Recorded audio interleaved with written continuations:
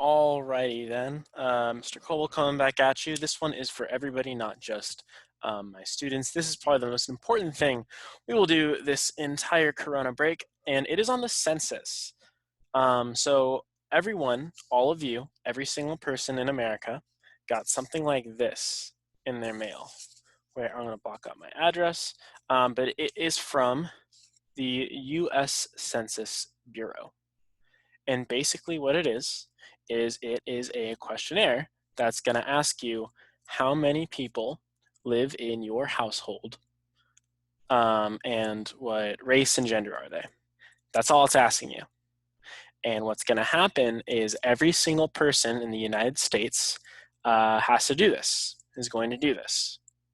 And this is done every 10 years. It's been done since 1790 in the United States, every 10 years. It's part of the US Constitution, and it's vitally important for America and how our country runs and how our cities run.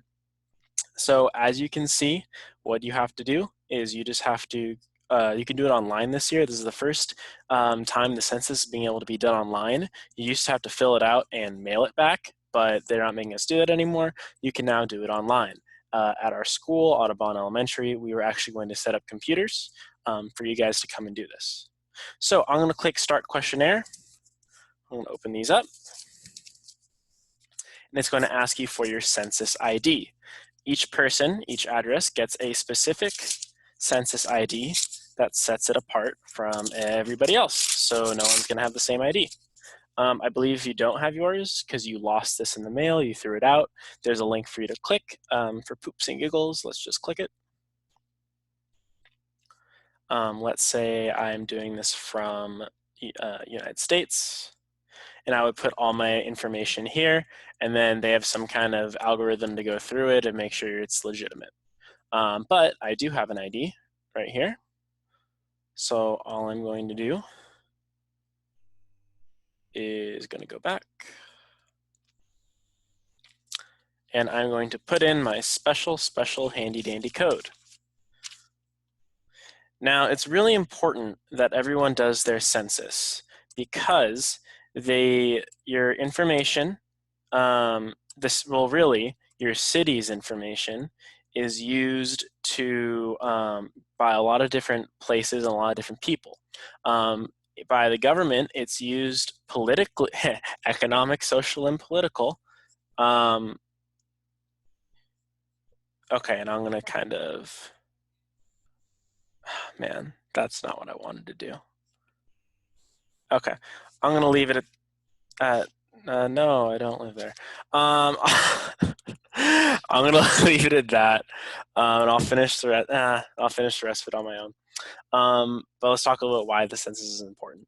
The census is important because it affects the United States, San Diego, and California, economically, socially, and politically in tons of different ways that you can't even think of. You can't even imagine how many ways it affects us. Economically, a lot of businesses choose where to put their location for new branches or new buildings. So for example, my students live in Southeast San Diego. If they find out, oh, hey, we have a lot of young people and families that live in Southeast San Diego, businesses that have to do with preschool or women with infant children, WIC, or other family services will know we should probably open up somewhere in this area. Another example is a tech company. If a tech company, and most of them are in La Jolla area in San Diego, which is about a 30-minute drive, hour and a half with traffic. If a lot of tech companies see that we have a lot of employees that live in Southeast, we should open up a building there so it'd be easier. And restaurants use this, businesses use this, places, schools, districts use this to figure out where to put new schools. And they use this information from the 2020 census for the next 10 years. So it's incredibly important economically for that to happen. Another economic thing is that states get money from the federal government. So from Washington, D.C., California gets money based on how many people it has and how many people it needs to serve. So I believe in the last 10 years, California lost around $80 billion over 10 years because it didn't accurately count everybody in the 2010 census. So because not enough, it wasn't adequately, people weren't adequately counted in the 2010 census, a lot of people were not, California did not get the money it should have gotten. San Diego, I think, lost around $280 million in that stretch because San Diego didn't correctly count its population. So it's really important because California and San Diego and different parts of San Diego lose money it needs to have because people don't do their census. So it's really important that you do your census. If you have any questions, feel free to type them in. I see one person's in here, nickname 05. I don't know who that is. So it's really important that you guys do your census. Socially, businesses, restaurants, everything you know that is around you uses census data to open up. It will ask you what your race is. And the reason they do that is they'll use that in anti-discrimination court cases. So if there's a discrimination court case saying that a certain group, a certain part of the city is being profiled or is not getting its needs met, or is being discriminated against, they will use the census data from the most recent census to look at the kind of racial breakdown. Let's say I worked in Lincoln area last year, and the racial makeup is a little bit different from the racial makeup in Morse area, where I'm at now. I noticed my community is a lot more Filipino based that I work with. So I see on my drive to work, I see a Filipino grocery store. So that opens up based on the racial data that from the 2010 census.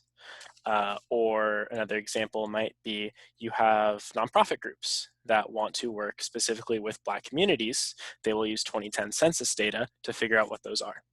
So it's really important that we use this correctly. And there's tons of sociological studies done based on census data. Politically, and eighth graders, we're going to get into this. You already know that you have in Congress, you have two branches. You have the Senate and you have the House. And you know that the Senate, every state gets 2 senators. In the House, every state gets representatives based on its population. Well, this is how they figure out how many people each state has. So the biggest states that have the states that have the most people have the most representatives. Problem is California has historically had a very big undercount. So this year it is in danger of losing 1 to 2 of its seats in the House of Representatives to Texas and to, I want to say, Colorado.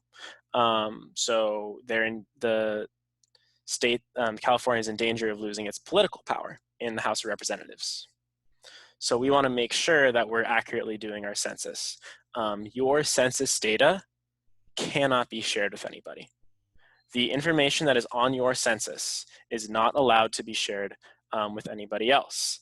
And I want to, and that is protected by law.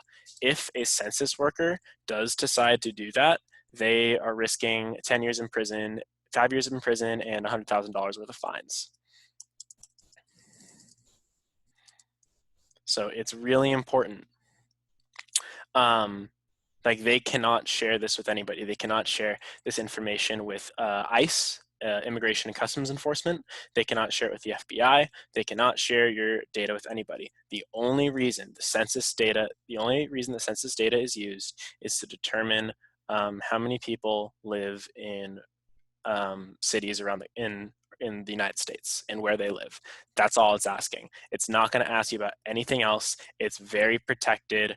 And it's totally safe. In fact, people not doing the census because they're scared of that information, you're not going to end up getting the resources your community needs. because it's going to be undercounted. So you really need to make sure you're doing your census, your information safe and secure. If you have any questions, feel free to ask.